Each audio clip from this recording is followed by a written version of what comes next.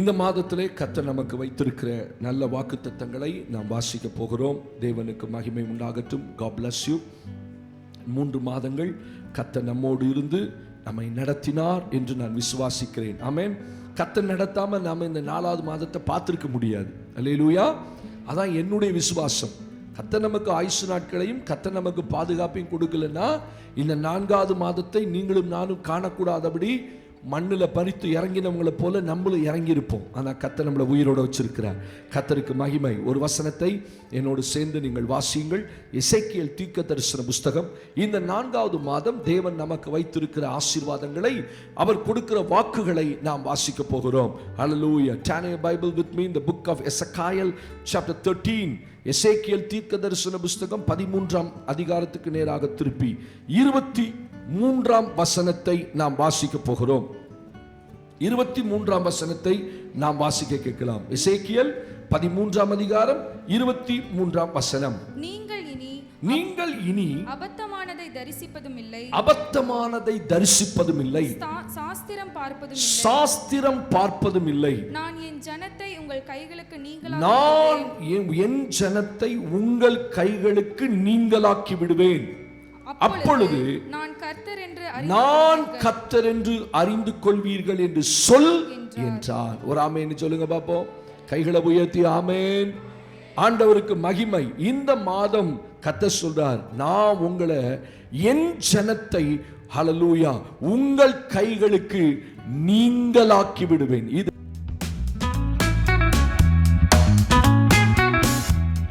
கர்த்தர் நீங்களாக்கும் மாதம். அல்லேலூயா. நாம விடுபட முடியாத, நீங்க முடியாத சில சுமைகளை சுமந்து கொண்டிருக்கிறோம். அதை எழுதுறாரு, நீங்கள் இனி அபத்தமானதை தரிசிப்பதும் இல்லை, சாஸ்திரம் பார்ப்பதும் இல்லை. அப்படின்னா என் ஜனங்களுக்கு விரோதமா நீ அபத்தமானதை இனி தரிசிக்க கூடாது. நம்மளை பத்தி சத்துரு நிறைய அபத்தமான காரியங்களை யோசித்து வைத்திருப்பான். அல்லேலூயா. ஆமா, அதுக்கெல்லாம் கர்த்தர் இந்த மாதம் நீங்களாக்க வேண்டிய மாதம். அப்படின்னா கர்த்தர் நம்ம விட்டு நீங்க வேண்டிய சில காரியங்களை நீக்குவார். கடின கழுத்தை நீக்குவார். கர்த்தருக்கு மகிமை உண்டாகட்டும். நம்மை விடுவிப்பார், விடுதலையாக்குவேன் என்று சொல்ற காரணம் அது நம்மை சிறுமைப்படுத்தியது. ஸ்தோத்திரம். அல்லேலூயா. நம்மளை விட்டு சில காரியம் நீங்குகிற வரைக்கும் நம்மால சில காரியங்களை சுதந்திரிக்க முடியாது. சில காரியங்களை நம்ம ஆசீர்வாதமா எடுத்துக்கொள்ள முடியாது. கர்த்தர் நீக்குகிற வரைக்கும். அல்லேலூயா. 430 வருஷம் அவங்க மேல இருந்த அடிமைத்தனத்தை கர்த்தர் நீக்குகிற வரைக்கும் அந்த ஜனங்களால விடுதலையின் சுவாச காற்றை அவங்களால சுவாசிக்க முடியல. பாருங்க, இதுல ரொம்ப மோசமான சம்பவம் என்னன்னா, அவங்க அடிமைத்தனத்துல இருக்கிறதே அவங்களுக்கு தெரியல. நாங்க நல்லா தானே இருக்கோம், நாங்க போறோம், வேலை செய்யறோம், பார்வோன் எங்களுக்கு சம்பளம் தராரு, சாப்பாடு தராரு.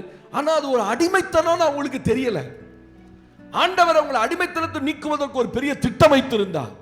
அவங்க கழுத்துல இருந்த சுமையை கர்த்தர் நீக்கினார். பைபிள் சொல்லுது, பார்வோனுடைய சுமையை கர்த்தர் என்றைக்கு அவன் கழுத்துல இருந்து நீக்கினாரோ அன்றைக்குதான் இப்படி ஒரு வாழ்க்கை இருக்குன்னு அவங்களால பார்க்க முடிந்தது. ஆமென் சொல்லுங்க. இன்னைக்கு நம்ம ஆவிக்குரிய வாழ்க்கையில சில விடுதலைக்கு வந்த பிறகுதான் நம்மளால இப்படி ஒரு வாழ்க்கை இருக்கா அப்படின்னு நம்மளால ருசிக்க முடியும். ஆமென். அதுக்கு பிறகு பாருங்க, உழைக்காமலே சாப்பிட்டான். 40 வருஷம் கர்த்தர் உங்களை உட்கார வச்சு சாப்பாடு போட்டார். அதுக்கு பிறகு கானான் தேசத்தை கொண்டு போய் தானாய் விளைந்த கதிர்கள் அங்க எல்லாம் அவனுக்கு ரெடியா இருந்துச்சு. அப்ப ஒரு காரியத்தை ஆண்டவர் நீக்கி போடாத வரைக்கும் ஒரு நன்மையை, இப்படி ஒரு நன்மை நம்ம வாழ்க்கையில இருக்குமா? நான் அடிக்கடி யோசிப்பேன் என் வாழ்க்கையில. ஆண்டவரே, இதுக்கு பிறகு எத்தனையோ நன்மைகளை வச்சிருந்திருப்பீங்க. இந்த மாதம் காலையில எந்திரிக்கும் போதே ஜோமனே, இந்த மாதம் எனக்கு என்ன நன்மை வச்சிருக்கிறீங்க? இது வந்து ஃபூல் மாதம், ஆக்சுவலா ஏமாற்றுகிற மாதம் இல்லையா? ஏமாத்துகிற உலகம். ஆனா தேவன் ஒரு நாள் நம்மளை ஏமாற்ற மாட்டார். ஆமென் சொல்லுங்க. அல்லேலூயா. நீங்க கேட்டா கட்டாயம் கொடுப்பார். இன்னைக்கு கேட்ட, இந்த மாதத்துல எனக்கு என்ன வச்சிருக்கீங்க ஆண்டவரே? ஸ்தோத்திரம்.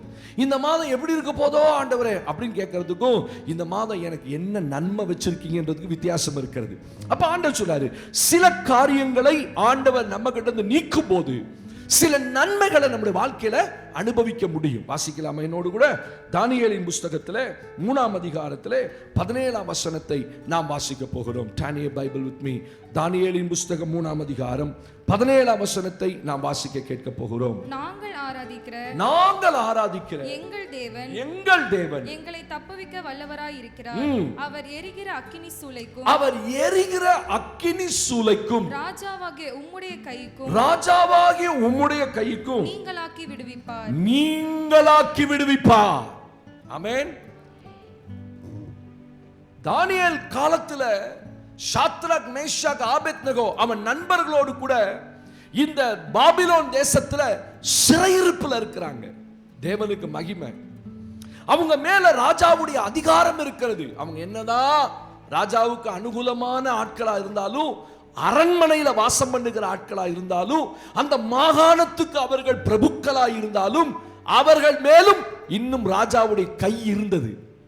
ராஜா என்ன நினைச்சா என்ன வேணா செய்வான். அப்போ ஒரு சந்தர்ப்பம் வருகிறது, நான் நிறுத்தின அந்த பொற்சிலையை தவிர வேற எதையும் பணியக்கூடாது அப்படின்னு ஒரு சட்டம் வந்த போது, இவர்கள் அதை பணிய மாட்டேன்னு சொல்ல போது வேதம் சொல்லுது, அவனை தூக்கி அந்த அக்கினி சூளைக்குள்ள போடும்படி உத்தரவு. அப்ப பைபிள் சொல்லுது, ராஜாவின் கையுக்கும் எரிகிற சூளைக்கும் அவர் எங்களை நீங்களாக்கி விடுவார். ஒரு ஆமென் சத்தமா சொல்லுங்க பாப்போம். அல்லேலூயா. சத்துருவுடைய கோபத்துக்கும் அவனுடைய எல்லா திட்டங்களுக்கும் இந்த மாத கர்த்தர் நம்மளை நீங்களாக்கி விடுவார். ராஜாவே சத்ருவா எழுப்பிட்டான். அவன் வச்ச தண்டனை என்ன? பயங்கரமான அக்கினி சூளை. அதுவும் ஒரு மடங்கல்ல, ராஜாவுடைய கோபம் வந்த போது 7 மடங்கு பிசாசு கோபம் கொண்டு இறங்கினான்னு பைபிள் சொல்லுது. அப்ப ஒவ்வொருத்தருடைய வாழ்க்கையிலும் அவன் சில திட்டங்களை வச்சிருப்பான். இந்த மாதம் ஆமா ஜெபிக்கிறவங்க மேல ஒரு கோபம், ஊழியம் செய்யறவங்க மேல ஒரு கோபம் அது இருக்கும். ஒரு சகோதரி நேற்று பகிர்ந்து கொண்டாங்க, ஐயா சுவிசேஷம் அறிவிக்கிற நாளுக்கு முந்தின நாள் இரவு, அன்னைக்கு அவங்க ஊர்ல சுவிசேஷம் அறிவிக்க போறோம், சனிக்கிழமை, வெள்ளிக்கிழமை ராத்திரி மிட் நைட்ல ஒரு பயங்கரமான உருவம் அந்த ஊருக்குள்ள வந்து என் வீட்டு வாசல்ல நிக்குது. ஆனா நான் எப்படிதான் எழுந்து ஜெபம் பண்ணேனோ எனக்கு தெரியாது. அடுத்த நாள் எனக்கு அந்த ஞாபகம் வருது, ஊழியம் செய்ய போறோம். அந்த சத்துரு பாருங்க, அவனுக்கு தெரியுது அடுத்த நாள் அந்த கிராமத்தை சந்திக்க போறோம், ஊழியம் செய்ய போறோம். இவங்க எழுந்து நின்றதை பார்க்கறாங்க, அந்த உருவத்தை கண்ணில். அவ்வளோ பெரிய உருவம் என் வீட்டு வாசல்ல, எப்படி நீ சுவிசேஷம் சொல்ல போற? உன்னை கொண்டு தானே சொல்ல போறாங்க. அப்ப பல திட்டங்களோடு அவன் வருவான். ஆனா கடைசியில் பாருங்க ஒன்றும் செய்ய முடியல. ஆமென் சொல்லுங்க பாப்போம். அல்லேலூயா. பைபிள் என்ன சொல்லுது? ராஜாவுடைய கோபம், அதுக்கு தண்டனை எரிகிற சூளை. அப்ப 2-3 பேர் சொல்றாங்க, அவர் ராஜாவின் கையுக்கும் எரிகிற சூளைக்கும் எங்களை நீங்களாக்கி விடுவார். காரணம், நாங்கள் இடைவிடாமல் ஆராதிக்கிற தேவன். ஒரு ஆமென் சத்தமா சொல்லுங்க. அல்லேலூயா. ஆண்டவர் தேவ பிள்ளைகளுக்கு வாக்கு கொடுக்கிறார். இந்த மாதம் அவருடைய சத்துருடைய கோபத்துக்கும் ஸ்தோத்திரம், அவருடைய எல்லா திட்டங்களுக்கும் தேவன் நம்மை விடுவிப்பார். அவன் எத்தனை திட்டம் வேணா வைக்கட்டும். மரணத்தை கொண்டு வரணும்னு திட்டம் வச்சிருப்பான், விபத்துகளை கொண்டு வரணும்னு திட்டம் வச்சிருப்பான், வியாதிகளை கொண்டு வரணும்னு திட்டம் வச்சிருப்பான், உங்க குடும்பத்தில் உங்க பிள்ளைகள் பேர பிள்ளைகளை வியாதிக்குள்ள கொண்டு போகணும்னு திட்டம் வச்சிருப்பான். அதெல்லாம் கர்த்தர் இந்த மாதம் நீங்களாக்கி விடுவார். கைகளை உயர்த்தி அவருக்கு ஒரு ஆமென்னு சொல்லுங்க. இருக்கிறதுலே உலகத்திலே உன்னதமான ஆசீர்வாதம் தேவனுடைய பாதுகாப்பு தான். அல்லேலூயா. பெரிய பெரிய மனிதர்கள் என்ன செய்யறாங்க? தங்களுக்கு பூஜைகளை செய்து அந்த ஆவிகளை துணையா வச்சுக்கிறான். அதனாலதான் அவன் ஆசீர்வாதமா இருக்கான், அதனாலதான் அவனுக்கு ஒரு பாதுகாப்பு இருக்கு. ஆனா அது ரொம்ப காலம் ஓடாது. கர்த்தருடைய பாதுகாப்பு தான். அப்ப சொல்றான் 3 பேரும், எங்களை ராஜாவின் கைக்கும் எரிகிற சூளைக்கும் தேவனே நீங்களாக்கி விடுவார். அல்லேலூயா. அப்ப முதல்ல இந்த மாதம் கர்த்தர் நம்மளை சத்துருடைய அவருடைய கோபத்துக்கும் அவருடைய எல்லா திட்டங்களுக்கும் கர்த்தர் நம்மை நீங்களாக்கி விடுவிப்பார். 2வது ஒரு வசனத்தை வாசிக்கிறோம். ஆண்டவருக்கு மகிமை. ஓசியாவின் தீர்க்கதரிசன புஸ்தகத்திலே 13ஆம் அதிகாரத்திலே 14ஆம் வசனத்திலே ஒரு சம்பவத்தை நீங்களும் நான் வாசிக்கிறோம். அவர்களை நான் பாதாளத்தின் வல்லமைக்கு நீங்களாக்கி மீட்பேன். அவர்களை மரணத்துக்கு நீங்களாக்கி விடுவிப்பேன். மரணமே உன் வாதைகள் எங்கே? பாதாளமே உன் சங்காரம் எங்கே? மனம் மாறுதல் என் கண்களுக்கு மறைவானதா இருக்கும். என் கண்களுக்கு மறைவானதா இருக்கும். ஆண்டவருடைய வார்த்தை ஓசியா தீர்க்கதரிசி மூலம் இஸ்ரவேல் புத்திரருக்கு வருகிறது. அவர்களை நான் பாதாளத்தின் வல்லமைக்கு நீங்களாக்கி மீட்பேன், அவர்களை மரணத்துக்கு நீங்களாக்கி மீட்பேன். கர்த்தர் சில நேரத்தில் வேதம் சொல்லுகிறது, அவர்களை பாதாளத்தின் வல்லமைக்கும் மரணத்தின் வல்லமைக்கும் நீங்களாக்கி மீட்பார். ஒரு ஆமென் சத்தமா சொல்லுங்க. அல்லேலூயா, அல்லேலூயா. அநேக மனிதர்கள் மரண பயத்திலையும், அநேக மனிதர்கள் இந்த மாதம் என்னவாகும், எப்படிப்பட்ட சூழ்நிலைகள் இருக்கும்னு சொல்லி நிறைய பேருக்கு நிறைய விதமான எதிர்மறையான எண்ணங்கள். இஸ்ரவேல் ஜனங்களுக்கு ஒரு எண்ணம், செத்து போயிருவோம், அடிமையா இருக்கிறோம், கொன்னுடுவானோ. ஸ்தோத்திரம். அப்ப ஆண்டவர் ஓசியாட்ட சொல்றாரு, என் ஜனங்களை பார்த்து சொல்லு, நான் பாதாளத்தின் வல்லமைக்கும் மரணத்துக்கும் அவர்களை நீங்களாக்குவேன். ஒரு கைத்தட்டி ஆண்டவருக்கு நன்றி சொல்லுங்க பாப்போம். நல்ல பலத்தை கைத்தட்டு கொடுங்க. தேவன் இந்த காலையில சொல்றாரு, உன்னை பாதாளத்தின் வல்லமைக்கு நீங்களாக்கி மீட்பா. தேவ பிள்ளையே, உன்னை மரணத்துக்கு நீங்களாக்கி மீட்பா. அப்படிப்பட்ட வியாதிகள் உன் குடும்பத்தில் இருக்குமானால் கர்த்தருடைய ஊழியக்காரர் சொல்றேன், இந்த மாதம் உங்களுடைய குடும்பத்தில் இருந்து அந்த பாதாள வல்லமைகளோ, அந்த மரணத்தின் ஆவிகளோ உங்க குடும்பத்தை விட்டு போவடிய இயேசுவின் நாமத்தில். பாதாளத்துக்கு ஒரு வல்லமை இருக்கிறது. ஆமென். இந்த பாதாளத்தின் வல்லமைகள் என்ன செய்யும்? எதுக்காக பாதாளத்தின் வல்லமை? யாரு? பிசாசுடைய வல்லமை. அது தேவன் பிசாசுக்கு இன்னும் அதிகாரத்தையும் வல்லமையும் எடுத்து போடல. அவங்கிட்ட சில வல்லமைகளையும் சில அதிகாரங்களை என்ன செஞ்சிருக்காரு? கர்த்தர் கொடுத்திருக்கிறார். அவன் என்னைக்கு கீழே விழுந்தானோ சிலுவையில ஜெயிக்கப்பட்டாச்சு. ஆனா அவன் வல்லமை இன்னும் அவனுக்குள்ளதான் இருக்குது. அந்த வல்லமையில தான் நம்மளோட அவன் போராடுறான். அப்ப பாதாளத்தின் வல்லமை என்று சொன்னால் என்ன? நம்ம குடும்பங்களுக்குள்ள அவன் என்ன செய்வான்? பிரச்சனைகளையும் வியாதிகளையும் சாபங்களையும் சமாதான குலைவுகளை கொண்டு வருவான். அதான் பாதாள வல்லமை. இந்த பாதாள வல்லமைகள் என்ன செய்யும்? எழும்பி நம்ம குடும்பங்களுக்குள்ள சமாதானமின்மையை கொண்டு வருவான். ஸ்தோத்திரம். நல்லா இருக்க குடும்பத்துக்குள்ள போராட்டத்தை கொண்டு வருவான், பிரச்சனைகளை கொண்டு வருவோம். என்ன நல்லா போன மாசம் நல்லா தானே இருந்துச்சு, இந்த மாசம் இப்படி ஒரு சூழ்நிலையை சந்திக்கிறோமே. ஆண்டவர் முன்கூட்டியே சொல்றாரு, பாதாளத்தின் வல்லமைகளுக்கு நீங்களாக்கி விடுவிப்பேன். ஆமென். ஸ்தோத்திரம். அவைகள் என்ன செய்யுமா? அந்த பாதாளத்தின் வல்லமைகள் மரணத்தை கொண்டு வருமா. ஸ்தோத்திரம். அவனுடைய முடிவே அதுதானே, நம்மளை எப்படியாவது கொண்டுறணும் இல்ல, நம்முடைய ஜீவனை எப்படியாவது நம்மளை விட்டு எடுக்கணும். ஸ்தோத்திரம். இந்த 3 மாசத்துல எத்தனை திட்டங்கள் அப்படி வச்சு நம்மளை கொண்டாந்துருப்பான். வியாதிகள் அப்படிதான் உள்ள போனோம், ஆனா என்ன செஞ்சிட்டோம்? வெளியில கர்த்தர் கொண்டு வர. இந்த மாசம் சொல்லாடி, பயப்படாத, பாதாளத்தின் வல்லமைக்கும் அவருடைய மரணத்தின் ஆவிகளுக்கும் அவர் உன்னை நீங்களாக்கி மீட்பார். இந்த வருஷம் கர்த்தர், இந்த மாதம் அதை கர்த்தர் உங்கள்கிட்ட நீக்கி போடுவார். 3வது ஒரு வசனத்தை வாசித்து நாம் கடந்து போகலாம். எரேமியாவின் புஸ்தகத்தில் 31ஆம் அதிகாரத்தில் 11ஆம் வசனத்தை வாசித்து நாம் கடந்து போகலாம். Book of Jeremiah chapter 31 31ஆம் அதிகாரத்துக்கு நேராக எடுத்துக்கொண்டு 11ஆம் வசனத்தை நாம் எல்லாரும் வாசிக்க போகிறோம். வாசிக்கலாமா? கர்த்தர் யாக்கோபை மீட்டு, கர்த்தர் யாக்கோபை மீட்டு அவனிலும் பலத்தவனுடைய கைக்கு, அவனிலும் பலத்தவனுடைய கைக்கு அவனை நீங்களாக்கி விடுவிக்கிறார். அவனை நீங்களாக்கி விடுவிப்பா. 12ஆம் வசனம், அவர்கள் வந்து சீயோனின் உச்சியிலே கெம்பீரித்து, சீயோனுடைய உச்சியிலே கெம்பீரித்து, கர்த்தர் அருளும் கோதுமை, திராட்சரசம், எண்ணெய், ஆட்டுக்குட்டிகள், கன்றுக்குட்டிகள் என்பவைகளாகிய இந்த நன்மைகளுக்காக ஓடி வருவார்கள். அவர்களுடைய ஆத்துமா நீர்ப்பாய்ச்சலான தோட்டத்தை போல இருக்கும். அவர்கள் இனி தோய்ந்து போவதில்லை. அவர்கள் இனி தோய்ந்து போவதில்லை. அல்லேலூயா. யாக்கோபை மீட்டு, வேதம் சொல்லுது, கர்த்தர் யாக்கோபை மீட்டு அவனிலும் பலத்தவனுடைய கைக்கு அவனை நீங்களாக்கி விடுவார். நம்ம மேல எப்பொழுதுமே நமக்கு விரோதமா இருக்கிற பலவானுடைய கையை நமக்கு விரோதமாவே எப்பொழுதுமே இருக்குமா. யாக்கோபை எழும்ப விடாதபடி, யாக்கோபுடைய வாழ்க்கை துளிர் விடாதபடி அவனுக்கு விரோதமான கைகள் இருந்தது. அவன் மாமனார் கையை அவனுக்கு விரோதமா தான் இருந்துச்சு. லாபானுடைய பிள்ளைகள், அவனுடைய ஆண் மக்கள் யாவரும் இந்த யாக்கோபுடைய சொத்து மேலையும் யாக்கோபுடைய ஆசீர்வாதத்து மேல இந்த கண்ணாரம் தான்.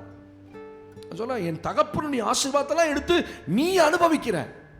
ஸ்தோத்திரம். அப்ப சொந்த குடும்பமே, சொந்த உறவுகளே அவனுக்கு விரோதமாக மாறி அவனுக்கு விரோதமான கைகள். அவன் சொல்றான், லாபான், உனக்கு பொல்லாப்பு செய்ய எனக்கு வல்லமை உண்டு. நான் நினைச்சேன்னா உன்னை கொன்னுடுவேன். ஆனா உன் தேவன் நேற்று ராத்திரி சொன்னார், யாக்கோபுக்கு விரோதமா தீங்கு ஒன்று செஞ்சிராத. ஆமென் சொல்லுங்க. அல்லேலூயா.